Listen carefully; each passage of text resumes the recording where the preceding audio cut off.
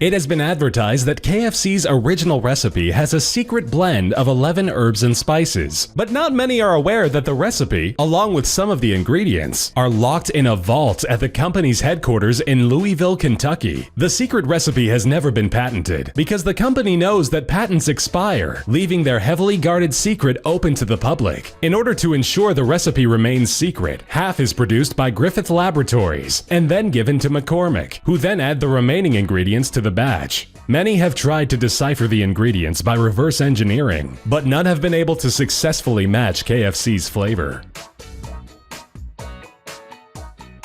KFC was one of the first franchises to move into Asian markets. Initially, the company's slogan was a little creepy. When the American fast food giant opened their first restaurant in Beijing in 1987, they accidentally translated KFC's 55-year-old famous slogan, "Finger licking good," to "We'll eat your fingers off." People of the Chinese city were taken aback, to say the least, at such cannibalistic marketing. But soon the mistakes were caught, and now KFC is the most popular Western fast food chain in China, with more than 4,500 outlets. It's so popular there that you can even get it delivered to your door.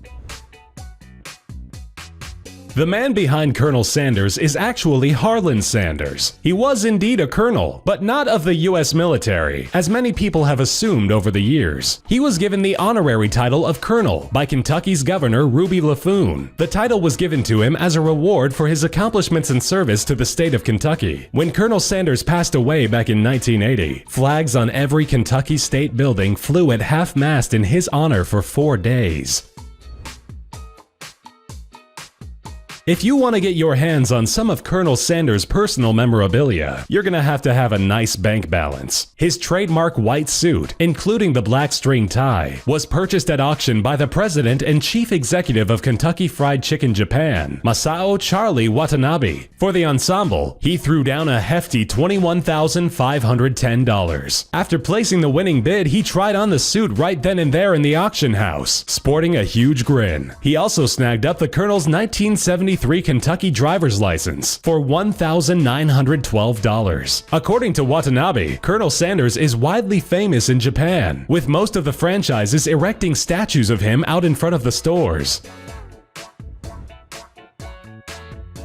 As important as the Colonel was to KFC, another man by the name Leon Pete Harmon was equally integral. He was the first man to franchise the KFC brand chicken at his hamburger joint. It was an instant hit, and the two men started opening restaurants around the country. Things really started to take off when Harmon came up with the idea to sell the chicken in the now iconic red and white striped buckets. 14 pieces of chicken, 5 rolls, and a pint of gravy was sold for $3.50. Even in the 1950s, that was a steal. Harmon was also responsible for their famous slogan, "Finger licking good." Harmon went on to operate more than 200 KFC locations in 4 states.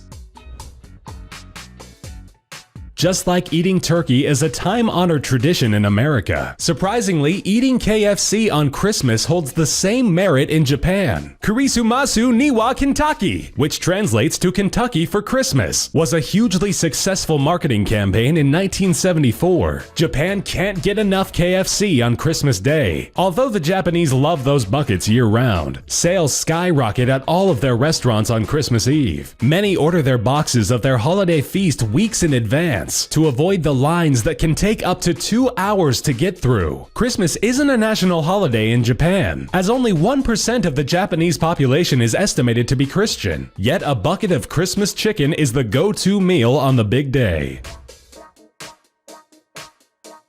Americans are always trying to abbreviate long titles, so over the years, instead of saying Kentucky Fried Chicken, people would call it KFC. In 1991, the KFC name was officially adopted, but not for the aforementioned reason. President of KFC United States, Kyle Craig, admitted the change was an attempt to distance the chain from the unhealthy connotations of fried. During the late 80s and early 90s, America was gravitating toward more health-conscious food choices. KFC execs knew that having the word fried prominently in the name would deter some consumers. At the time, some marketing analysts questioned the wisdom of shedding a well-known name, but all they did was slap the face of Colonel Sanders on the bucket, and the problem was solved.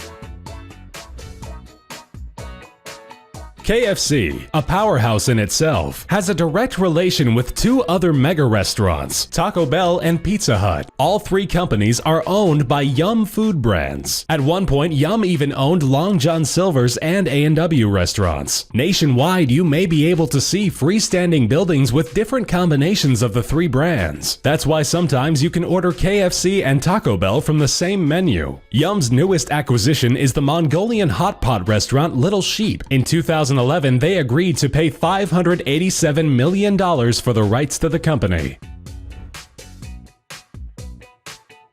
Colonel Sanders once shot a man over a billboard. Sanders' gas station competition Matt Stewart would paint over his sign to deter potential customers from visiting his business. When Sanders discovered Stewart painting over the sign, he and two of his employees ran to catch him red-handed, heavily armed. Shots rang out from each of the men. In the resulting gunfight, one of Sanders' employees was killed. Sanders then shot Stewart in the shoulder in retaliation. The incident gave Sanders complete control over the gas station market in the area, after his competition was sent to jail for murder.